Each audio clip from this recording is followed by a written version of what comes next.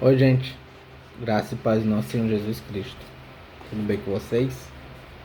Vamos para o nosso momento com Deus. Vamos orar. Santo Deus, poderoso Pai, te louvamos, Deus, porque Tu és bom. Te louvamos, Senhor, porque o Senhor é misericordioso, Pai amado. Te louvamos porque Tu és o primeiro e o último, Pai. Tu és o único Deus verdadeiro, Pai amado. Aquele que era, que é e há de vir. Te louvamos, Senhor, porque Tu és justo. Te louvamos porque Tu és poderoso. És fiel, Pai amado. Te louvamos, Senhor, porque o Senhor não nos dá aquilo que merecemos, Pai, que é a Tua ira, Pai amado. Mas pelo contrário, Senhor, pela Tua graça, meu Deus, aqueles que estão em Ti foram salvos, Pai amado. Através, Senhor, do sacrifício do Teu Filho Jesus Cristo, naquela cruz, Pai amado,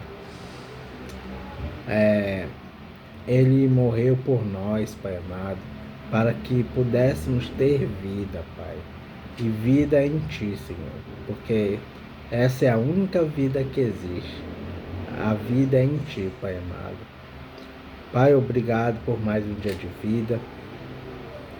Obrigado pelas Tuas bênçãos, Pai amado, que são bênçãos, Senhor, que não merecemos, pois somos pecadores, somos infiéis a Ti, Pai. Somos falhos. Senhor, muitas vezes, Senhor, ao acordar, meu Deus, procuramos outras coisas, mas não a Ti, Pai amado. Nos perdoe, Senhor. Me perdoe nossas falhas, nossas omissões, meu Deus. Nos perdoe, Pai. Pai, obrigado por estar aqui, Senhor, diante de Ti, Pai, para engrandecer o Teu nome, pois Tu mereces toda a honra, toda a glória, todo o louvor e toda a adoração, Pai. Pai, nos ajude, Senhor, para que andemos nos Teus caminhos todos os dias da nossa vida, Pai. Nos ajude, Senhor, a lembrar, Senhor, que precisamos renunciar aos nossos desejos todos os dias, Pai amado, e viver para Ti, viver para fazer a Tua vontade, Senhor. Porque é por isso que estamos aqui, Senhor, para Te adorar e viver a Tua vontade, Pai. É para isso que o Senhor nos separou, Senhor, para viver para Ti e fazer as Tuas vontades, Pai amado. Te agradecemos, Deus, pela oportunidade que temos de fazer esse devocional, Pai. E eu te peço, Senhor, que o Senhor possa abrir o nosso entendimento, meu Deus, para que possamos deixar a Tua palavra entrar, Senhor, e nos fazer entender, Senhor, o que o Senhor nos diz através da Tua palavra, Pai. Pai, que o Senhor continue, meu Deus, nos usando para anunciar a Tua palavra, Senhor, através da internet, Senhor. E que Tua palavra, Senhor, possa fazer transformações, Senhor, naqueles lugares que ainda não Te conhecem, Senhor. Em pessoas que ainda não Te conhecem, Senhor. Ou pessoas que Te conhecem, Pai, mas estão distantes de Ti, Senhor. Que Tua palavra chegue a essas pessoas e possa transformá-las, Pai. Transformar o coração e a mente delas também, Senhor. Em nome de Jesus, amém. Vamos para o devocional de Spurgeon. Devocional de hoje.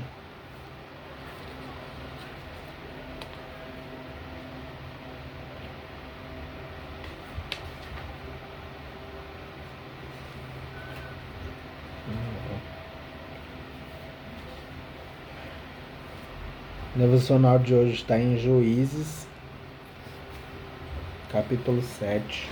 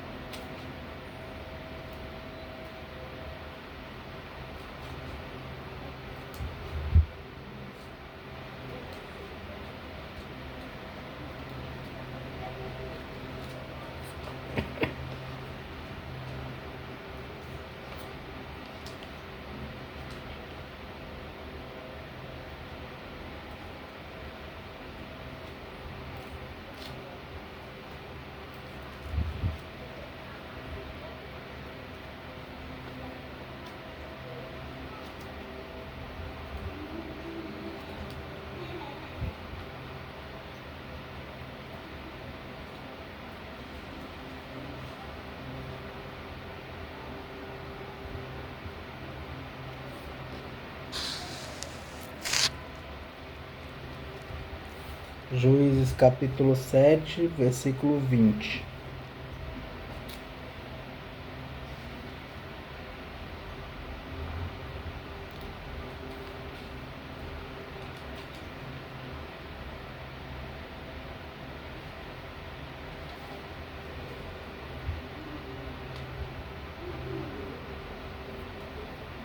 Vamos ler do versículo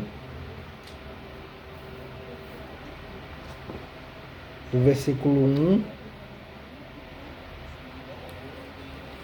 até o versículo 25.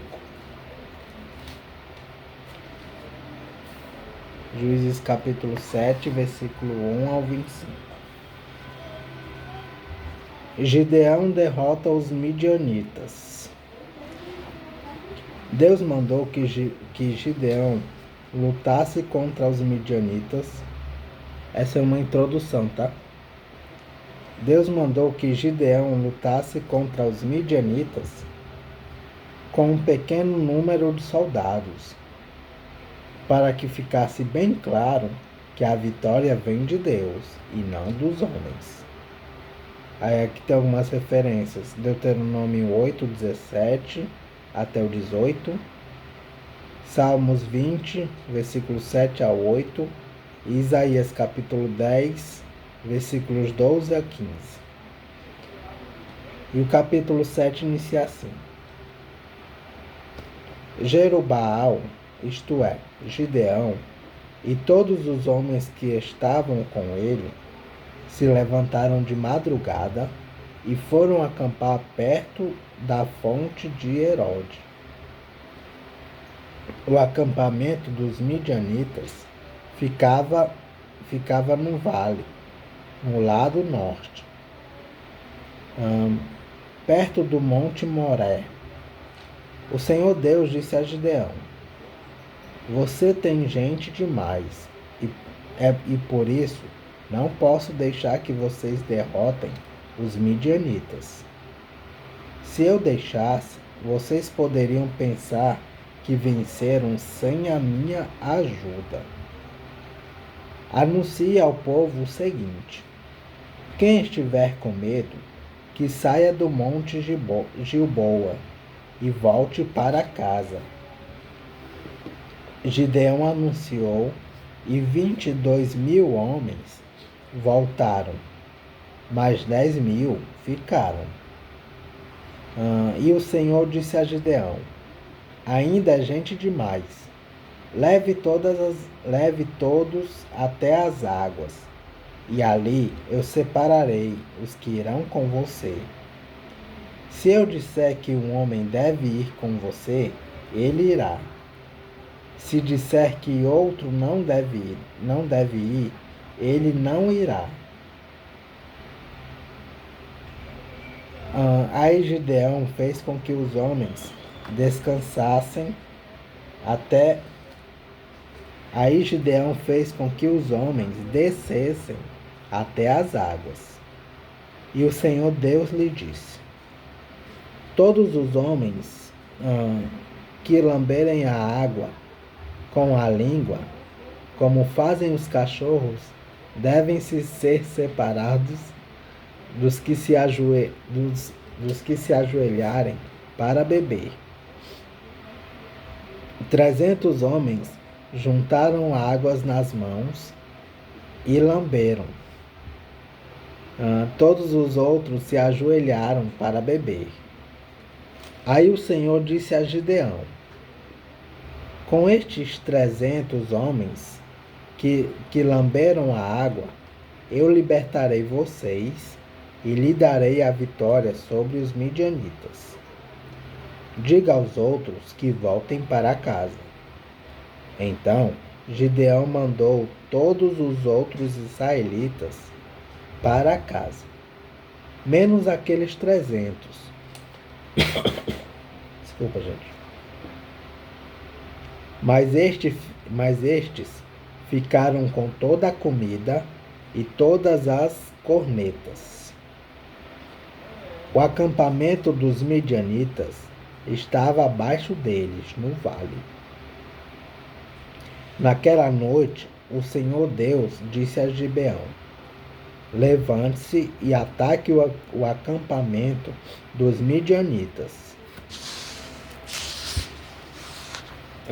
Eu já dei a vitória a você. Mas se você estiver com medo de atacar, desça até o acampamento deles. Leve junto Purá, o seu ajudante. Você vai ouvir o que eles estão dizendo, e então terá coragem para atacar o acampamento. Gideão e Purá desceram até bem perto do acampamento inimigo. Os midianitas, os amalequitas e os povos do deserto estavam espalhados no vale, como uma nuvem de gafanhotos. Eles e os seus camelos eram tantos como os grãos de areia da praia, do mar. Quando Gideão chegou, ouviu um homem contando o seu sonho a um amigo.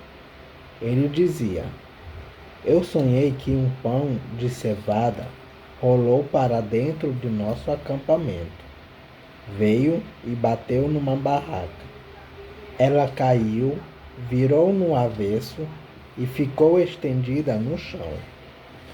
O amigo respondeu: é a espada de Gibeão, o israelita, o filho de Joás. Isso quer dizer que Deus entregou a ele o nosso povo e todo o nosso exército. Quando Gibeão ouviu esse sonho e entendeu o que ele queria dizer, ajoelhou-se e adorou a Deus. Então voltou para o acampamento israelita e disse: levantem-se, o Senhor Deus entregou o exército dos midianitas nas mãos de vocês. Gideão separou os 300 em 3 grupos e deu a cada homem uma corneta de chifre de carneiro e um jarro com uma tocha dentro, e disse: olhem para mim, e quando eu chegar perto do acampamento inimigo, façam o que eu fizer. Quando eu e o meu grupo tocarmos as cornetas, então vocês estarão cercando o acampamento. Toquem as cornetas e gritem: Senhor, pelo Senhor e por Gibeão e por Gideão.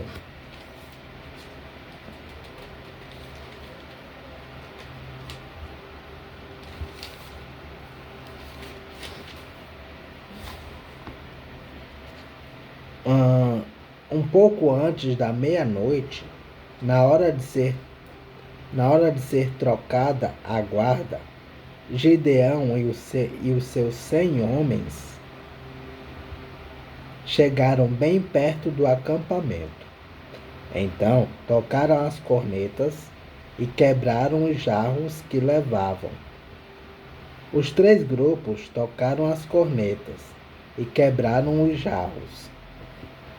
Eles seguravam a tocha na mão esquerda e a corneta na direita e gritavam: uma espada pelo Senhor e por Gideão. e cada um ficou parado no seu lugar, em volta do acampamento. Então todo o exército inimigo fugiu gritando. Enquanto os 300 homens tocavam as cornetas, o Senhor Deus fez com que os homens do acampamento atacassem uns aos outros com as suas espadas. Eles fugiram na direção de Zererá e foram a Betsita e até a divisa de Abel-Meolá, perto de Tabate. Então os homens da tribo de Naftali, de Asser e das duas metades da tribo de Manassés foram chamados e perseguiram os midianitas.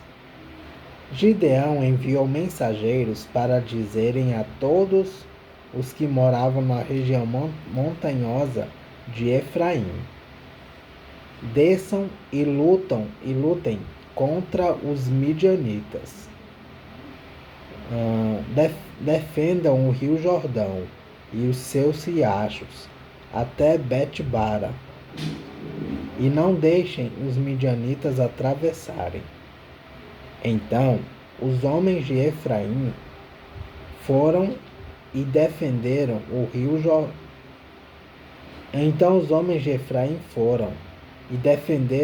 Jordão. E os seus riachos até Bet-bara.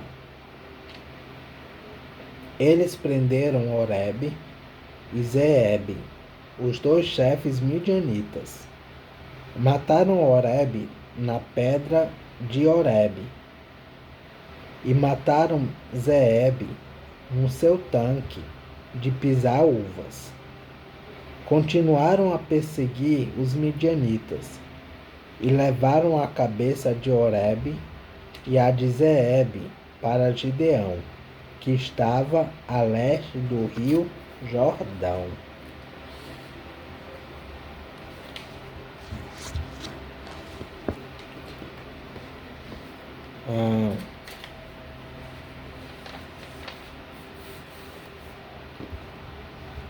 E o devocional de Spurgeon diz: Gideão ordenou que seus homens fizessem duas coisas: cobrissem uma tocha com um cântaro vazio e, ao sinal designado, quebrassem o cântaro e deixassem a luz brilhar.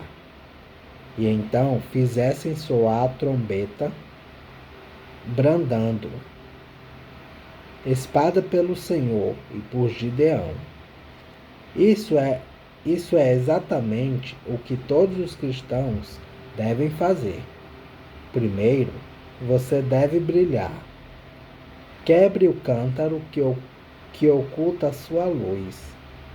Jogue fora o recipiente que esconde sua tocha e brilhe. Permita que sua luz resplandeça diante dos homens. Que suas boas obras sejam tais que, quando as pessoas olharem para você, saibam que este esteve com Jesus. Depois deve haver o soar da trombeta. Deve haver o esforço ativo para a reunião de pecadores, para a proclamação do Cristo crucificado. Leve o Evangelho a eles. Leve-o até as suas portas. Coloque-o em seu caminho. Não permita que eles escapem dele. Faça soar a trombeta diretamente em seus ouvidos. Lembre-se de que o verdadeiro clamor de guerra da igreja é o lema de Gideão: espada pelo Senhor e por Gideão. Deus deve executar a obra dele. Mas não devemos ser negligentes Meios devem, mas não devemos ser negligentes. Meios devem ser utilizados. Espada pelo Senhor e por Gideão. Se nós apenas exclamarmos, espada pelo Senhor, seremos culpados de presunção negligente. E se exclamarmos somente, espada por Gideão, manifestaremos confiança idólatra em um braço humano. Devemos combinar ambos em harmonia prática. Espada pelo Senhor e por Gideão. Não podemos fazer nada de nós mesmos, mas podemos fazer tudo com a ajuda de Deus. Estejamos determinados, portanto, no nome dele, a irmos pessoalmente a servir com nossa tocha flamejante, como exemplo santo, e com os tons de nossa trombeta, como declaração fervorosa e testemunho. Deus será conosco, e Midian será confundida, e o Senhor dos Senhores reinará para o todo sempre. Amém.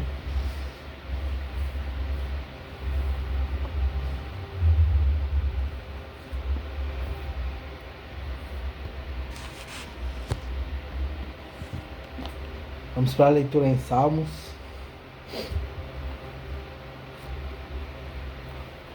Salmos 9.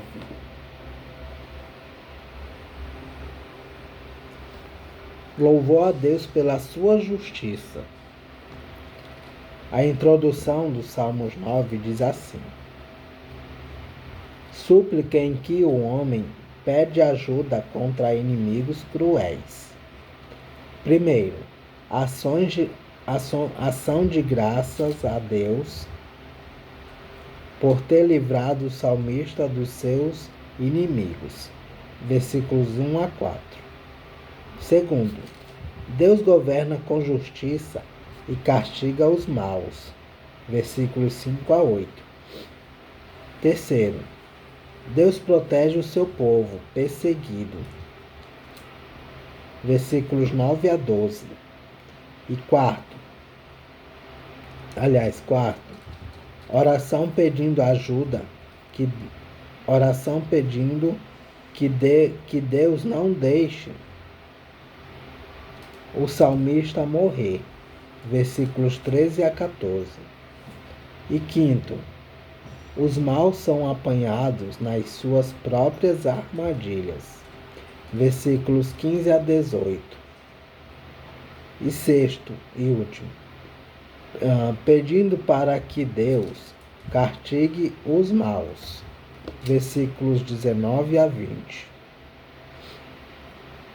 E os salmos iniciam assim: ó Senhor Deus, eu te louvarei com todo o coração, e cantarei todas as coisas maravilhosas, e contarei todas as coisas maravilhosas que tens feito. Por causa de ti, eu me alegrarei e ficarei feliz. Cantarei louvores a ti, ó Deus Altíssimo. Quando apareces, os meus inimigos fogem. Eles caem e morrem. Tu és um juiz justo, e sentado no teu trono, fizeste justiça, julgando a meu favor. Tu condenaste os pagãos e destruíste os maus. Eles nunca mais serão lembrados. Arrastaste as cidades dos nossos inimigos. Elas foram destruídas para sempre, e eles estão completamente esquecidos. Mas o Senhor é rei para sempre. Sentado no seu trono, ele faz os seus julgamentos. Deus governa o mundo com justiça e julga os povos de acordo com o que é direito. O Senhor é um abrigo para os que são perseguidos. Ele os protege em tempos de aflição. Ó Senhor, aqueles que te conhecem confiam em ti, pois não abandonas os que procuram a tua ajuda. Cantem louvores ao Senhor, que reina em Jerusalém. Anunciem às nações o que ele tem feito, pois Deus lembra dos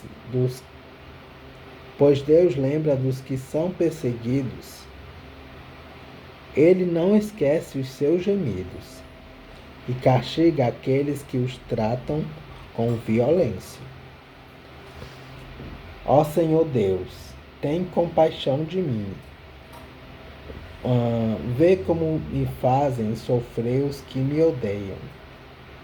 Livra-me da morte, a fim de que eu, na presença do povo de Jerusalém, possa me levantar para anunciar o motivo por que te louvo e dizer que sou feliz, porque me salvaste da morte.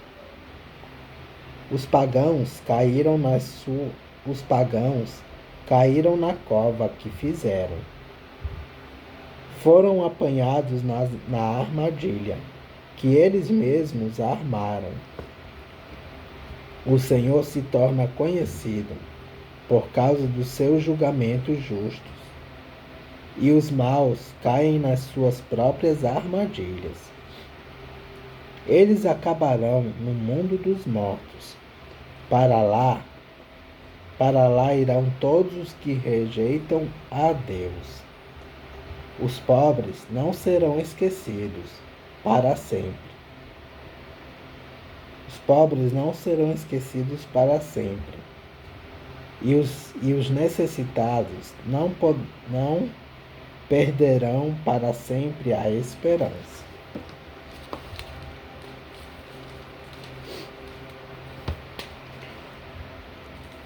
Venha, ó Senhor, e não deixes que os seres humanos te desafiem. Põe os povos pagãos diante de ti e julga-os. Faze, ó Senhor Deus, com que sintam medo, que eles fiquem sabendo que são simples criaturas mortais. Vamos para algumas referências e comentários do Salmo 9.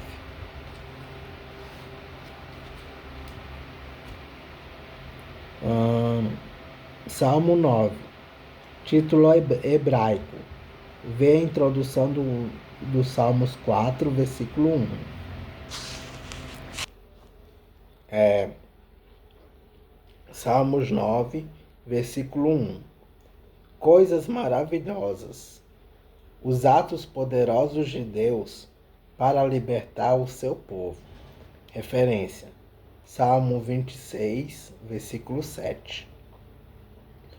Salmo 9, versículo 2. Deus Altíssimo. Referência: Salmo 7, versículo 17. Salmo 9, versículo 3. Quando apareces. Ao pé da letra, o texto hebraico traz: diante da tua face.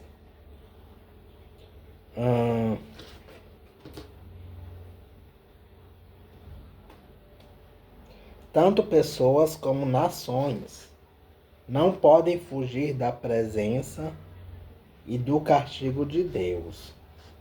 Referência: versículo 12 do Salmo 9. Salmo 9, versículo 4. Seu trono. Referência: Salmo 132, versículo 7. Salmo 9, versículo 5. Os pagãos. Povos que não adoravam a Deus. Povos que não adoravam o Deus verdadeiro. Considerados pelos israelitas como inimigos. Versículo 6. Salmo 9, versículo 7. Trono, referência, versículo 4 do Salmo 9. Salmo 9, versículo 8. Deus governa, julga. Referência, Salmo 96, versículo 13. Salmo 9, versículo 9. Perseguidos. Referências, Salmo 10, versículo 2. Salmos 34, versículo 2.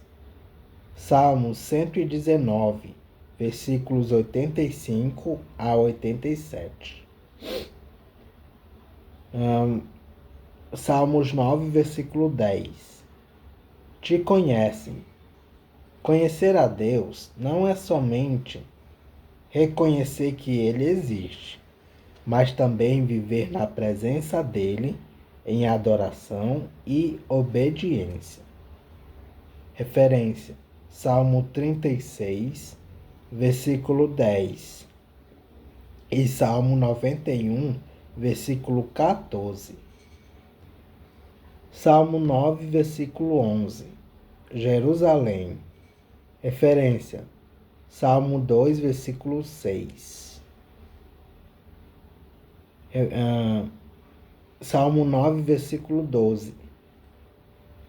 Deus lembra dos que são perseguidos e castiga aqueles que os tratam com violência. Isso traduz o texto hebraico que traz: aquele que vinga o sangue,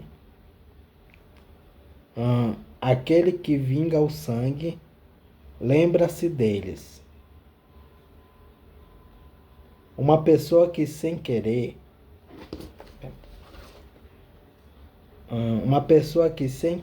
matasse alguém podia ser perseguida e morta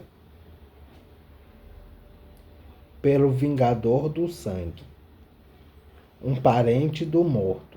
Referência, Juízes, capítulo 20, versículo 2 a 5.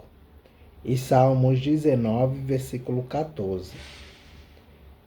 Essa lei dos israelitas é uma figura da ação do Senhor, que vai atrás das pessoas violentas e as castiga. Referência, Gênesis capítulo 9, versículos 5 a 6 e 2 Crônicas.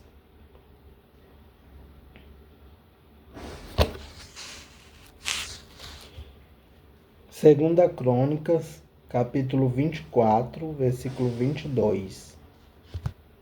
Salmos 9, versículo 16. Caem nas suas próprias armadilhas. Referências, Salmos 7, versículos 15 a 16. Salmos 35, versículos 7 a 8. Salmos 57, versículo 6. Eclesiastes, capítulo 10, versículo 8. E Esther, capítulo 7, versículos 1 a 10.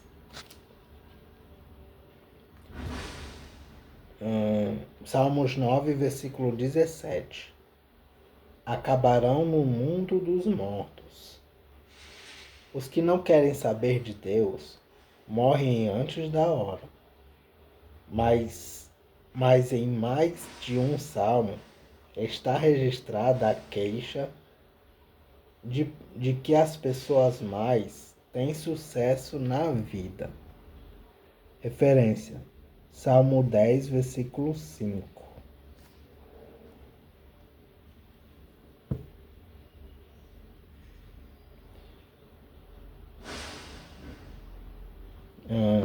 Salmo 9, versículo 18. Pobres, necessitados, pessoas exploradas que pouco ou nada têm, que olham para Deus como a sua única esperança de ajuda.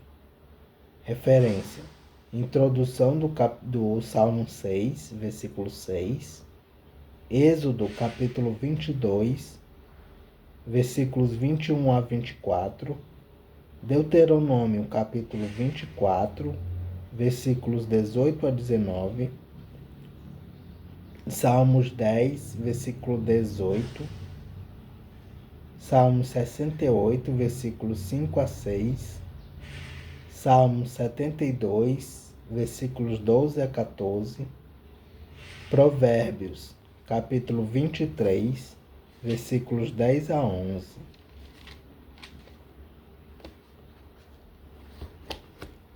Eu queria voltar com vocês aqui em uma referência em um comentário que eu achei muito interessante para nós,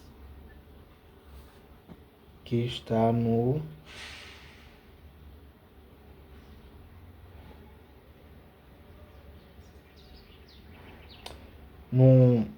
Salmos 9, versículo 10, que diz assim: Te conhecem. Conhecer a Deus não é somente reconhecer que Ele existe, mas também viver na presença dEle, em adoração e obediência. Interessante, porque não é somente dizer que Deus existe, né? Que aquela pessoa crê em Deus, mas sim na obediência. Mas sim na obediência e viver em adoração, né? Porque Deus merece toda a honra, toda a glória, todo o louvor e toda a adoração. Então, é isso que devemos fazer. Devemos obedecer a Deus e viver para